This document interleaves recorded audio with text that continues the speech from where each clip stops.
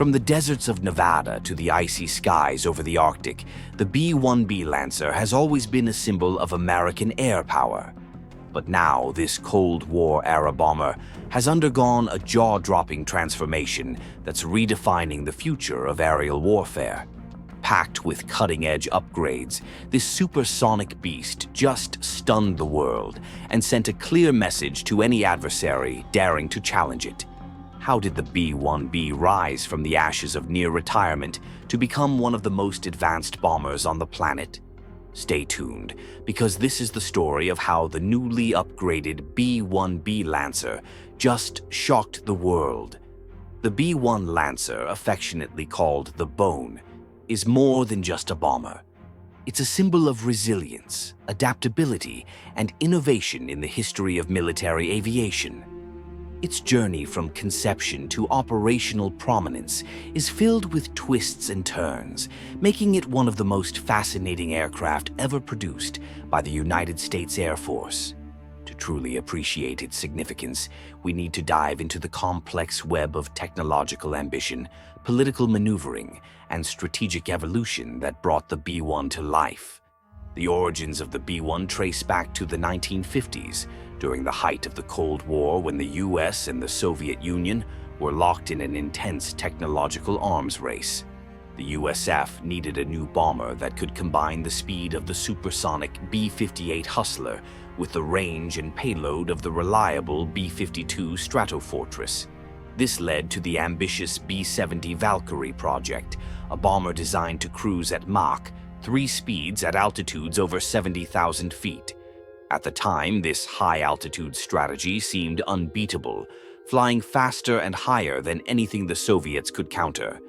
The Valkyrie embodied the cutting-edge thinking of the era. But things didn't stay rosy for long. The Soviet Union began advancing its air defense systems, most notably surface-to-air missiles.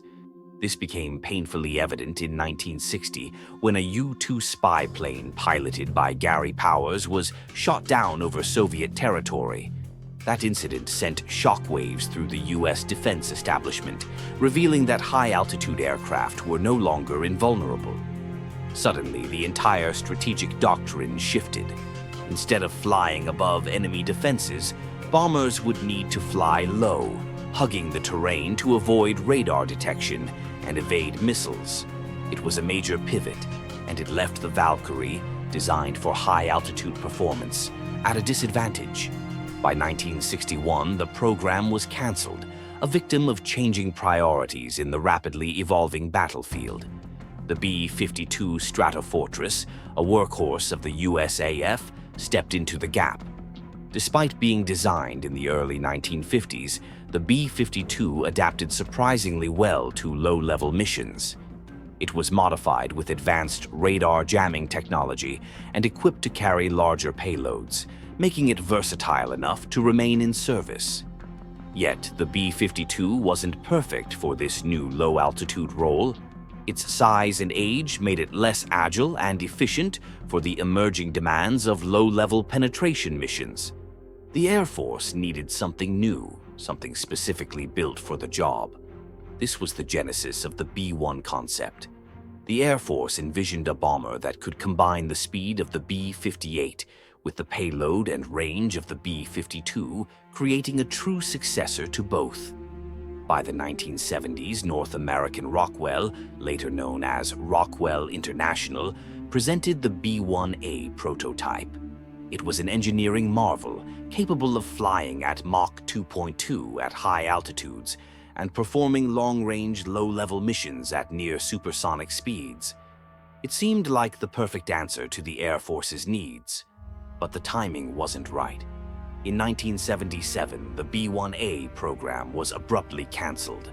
Rising costs were a significant factor, but it wasn't just about money.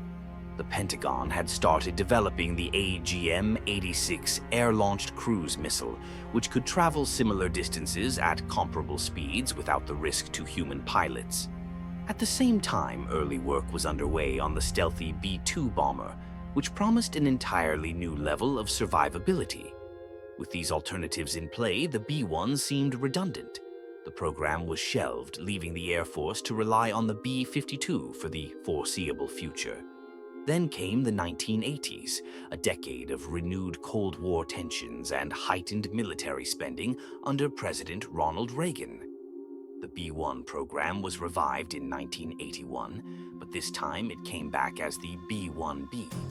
While the design looked similar to the B-1A, the B-1B was a very different aircraft.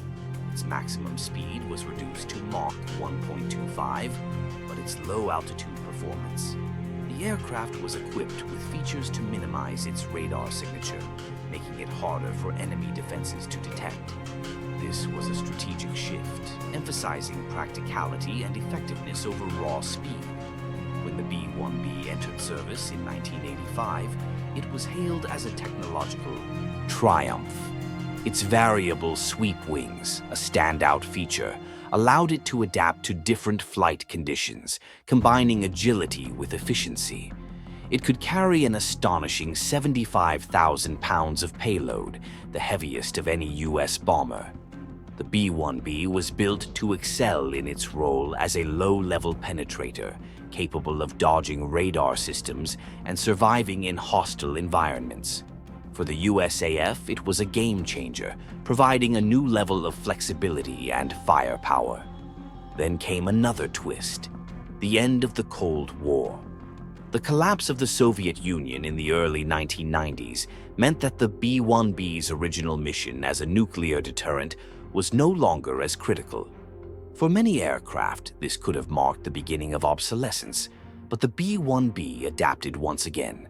It transitioned to a conventional bomber role, proving invaluable in a series of modern conflicts. The B-1B Lancer first stepped into the spotlight of combat in December 1998 during Operation Desert Fox. This was a short but intense 4-day campaign aimed at punishing Saddam Hussein's regime for refusing to cooperate with United Nations weapons inspectors. For the B-1B, it was like finally being called off the bench after years of preparation. This wasn't some test run or training exercise. It was the real deal. The B-1B's standout feature was its ability to carry a jaw-dropping 75,000 pounds of bombs, more than any other bomber in the U.S. arsenal. During Desert Fox, it was tasked with taking out high-value targets in Iraq, including military infrastructure and command centers. Flying low and fast, the B-1B used its advanced terrain-following radar to hug the ground, staying under the radar and evading enemy defenses. It was the perfect way to show the world, and maybe even skeptics within the U.S. military, that this Cold War-era bomber had found a new purpose. Then came 1999, during Operation Allied Force, NATO's campaign to halt the humanitarian crisis unfolding in Kosovo. This time, the B-1B wasn't just showing up, it stole the show. Imagine only 6 B-1Bs were deployed for the operation, but these 6 aircraft managed to drop more than 20% of the total bombs used. That's right, just 6 planes delivered a fifth of the entire campaign's firepower while flying less than 2% of the sorties. So how did they pull that off? Well, it all comes down to the B-1B's unique combination of